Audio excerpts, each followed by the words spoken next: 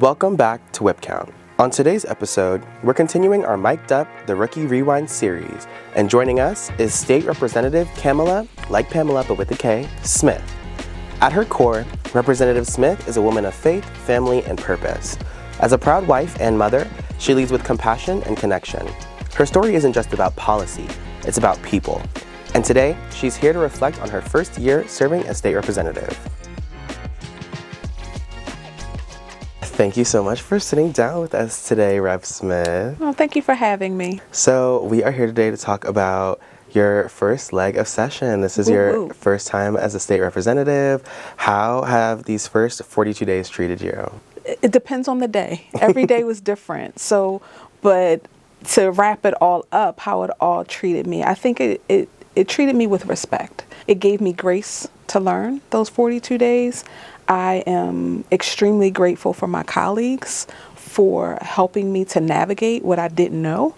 It's something when you're looking at it from the outside, but when you're on the inside, it's a totally different operation and a totally different story. So I think it gave me the respect and the grace that I needed when I needed it. Right, and I mean, I know that you are no stranger to being on a team or being in a leadership position. So like, what would you say the learning curve was like in this specific position compared to like other experiences you've had? So what I would say is, yes, it's a leadership position, but then you still have leaders. Right. So for me, it was trying to navigate, when do I just do this on my own? Or when do I go to somebody and say, hey, is this the direction? Like, is this something that we should be exploring? Is this something that I should be exploring? It's very different because when you're in a work environment, you are reporting to someone, right? Right. And here, you're not really reporting to someone. Right. You're still a leader, but you still have people that are trying to help you navigate that process. And that was a little challenging for me to kind of figure out like where I fit into that. And am I the employer? Am I the employee? Like, where do I fall? Like, what is my role? So it took a little while to kind of get my footing on that. And again, my colleagues helped me in that process. Yes, and you've definitely had an exciting, explosive entrance. How has the response been from your constituents, from your district? How has that felt? It has felt good. I enjoy building relationships. I enjoy trying to solve problems. So constituent affairs that's a priority, to make sure that people get what they need and they're connected to what they need.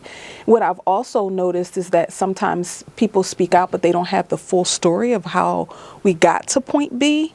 And that has been helpful to be able to have my constituent meetings, to have my neighborhood meetings, to go to different civic association meetings, to just give the full story, to give the full understanding of what's happening, because sometimes people just don't know. So they make opinions not knowing the full gamut of you things. You can be that mediator. Yeah. So to be able to be that connector to resources, be that connector to answers, be that connector to understanding, that has been really cool. I have some really cool people in my district. Well, speaking of your constituents and your constituent services, what were some of your top legislative priorities during this first session? One was good governance and making sure that there's transparency in governance.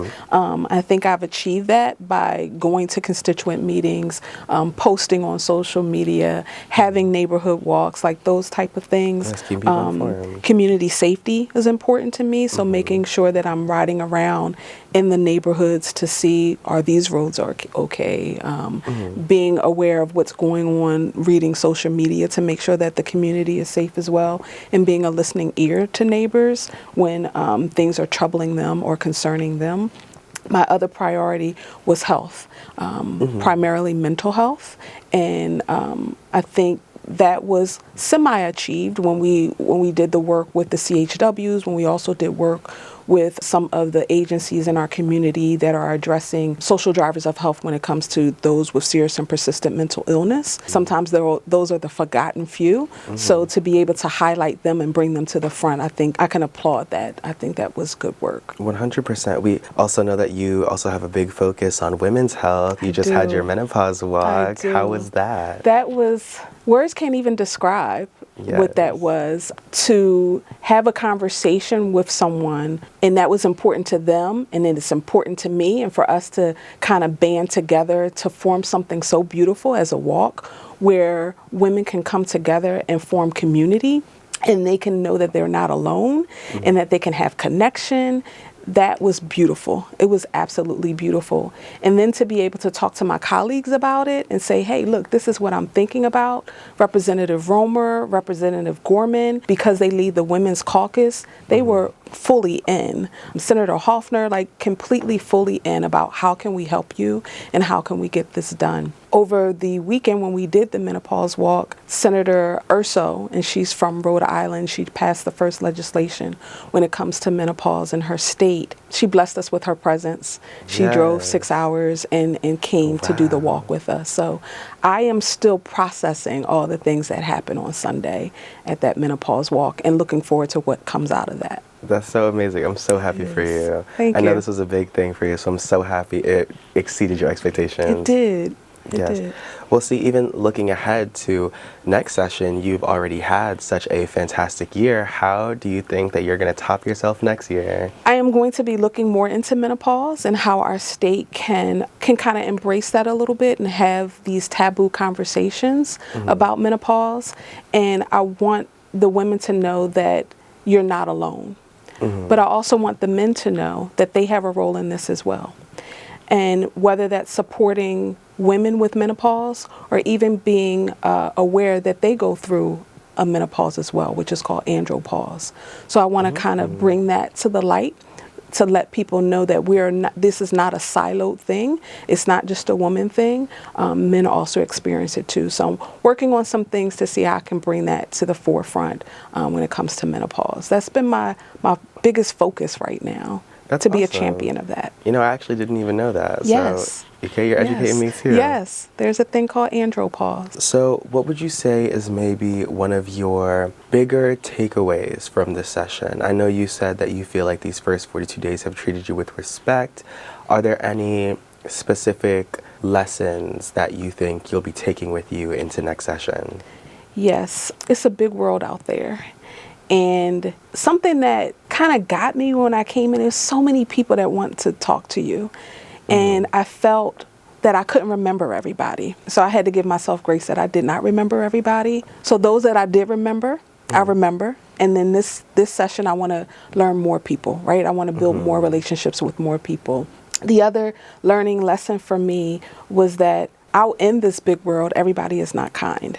So when it comes to social media and some of the things that people say on social media, I just wish that people will understand that we are sacrificing some things when we come and we step forward and we represent our communities, when we represent our districts, and that people stop attacking with political violence, with their words, with their threats.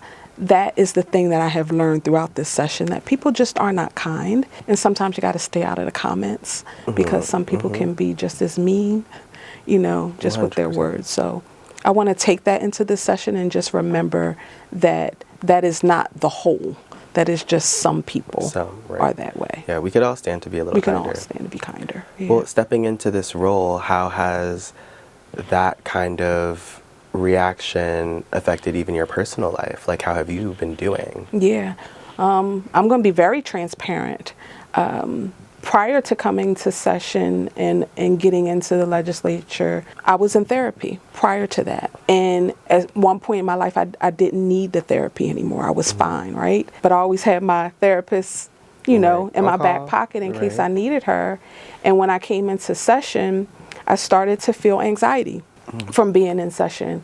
I started to become anxious about the things that I had to do because I was balancing home life, I was balancing my professional life, and then I'm balancing a district of over 20,000 people who all have demands, who all have needs. So anxiety started to present itself. So I went back to therapy. And I think that that was the best thing that I could have done. And I encourage people to do it, to not look at that as a taboo thing, that therapy means that you are sick, whatever, fill in the blank, right? But that was my takeaway, that I do need someone else to talk things through with. And that is what my therapist is for me, to make sure that I remain healthy so that I can have a community that is healthy. Yes. Is important. There should be never any shame in taking care of yourself and looking after your health. That's one of the most important things. They say health is wealth, and they are so correct. Yeah, we should be unapologetically unashamed about going to therapy. 100%. Well, is there anything else that you would like to share or reflect on, or even just, are there any highlights from this year that maybe you want to go over? The highlights for me, I am pretty proud of the resolution that I did for young authors, because I think that that creates a pathway. It creates a pathway, and it also gives them a voice. I shared prior to us taping that I have a niece who follows in my footsteps quite a bit and watches me and holds me accountable for who I am in the community. And she also wrote a book. And then after that, she started asking questions about being in a political space and leading people. So she decided to run for the representative of her classroom. And she did a campaign. This young lady was part of my campaign when I was running for office, so she has some experience. And now I am proud to say that she is the representative of her classroom. And that's what it's about. It's about creating pathways for our younger folks and being an example for our younger folks. So going into this session, I want to just remember that people are watching, and you don't know what impact you're going to have on people because they're watching. Mm-hmm. You know, whether they're sitting here in the chamber or they're watching online, you're going to have an impact on people. So just want to be knowledgeable of that. Someone said the other day, our children are not the zip codes they're born into. That's correct. And it's so important that they have role models to look up to, people to show them that there is so much more to life than what they may see around them. How does it feel to know that you can be one of those role models for the younger generation? It feels amazing. It feels amazing. And that's a point of accountability. And to make sure that I am giving people mercy, giving people grace, because again, people are watching. The other thing I want to share is that throughout going into the next session, when I was in the first session, I wanted to do all the things, right? Oh, I like that. Oh, I'm into that. Like, I just wanted to do all the things. But I also think that that is something that builds up the anxiety too, because you're trying to do all the things and you don't have the capacity to do all the things. So going into this session, I'm going to be very, very cognizant of the space that I have and the capacity that I have, and making sure that wherever I put my talents, that I'm using them for good, wherever I'm going. So whether that's in the health space, whether that's in workforce space, mental health, wherever that is, that I'm bringing value to that space and not just taking up a space because somebody else could be taking up that space that brings more value to it. So that's what I want to be cognizant of when I go into session. Exactly. Well, I want to thank you so much for coming out today and spending time with us and reflecting on your amazing first year as a state representative. Thank you so much. And I just want to shout out my freshman class, and we have some amazing people that are coming into legislation, and I just want to thank you for giving me the time to share my experiences. From the Delaware House Democratic Caucus, this is Whip Count. Be sure to follow us on Facebook and Instagram, and subscribe to our YouTube channel to stay up to date on all things happening in Legislative Hall. Until next time on Whip Count.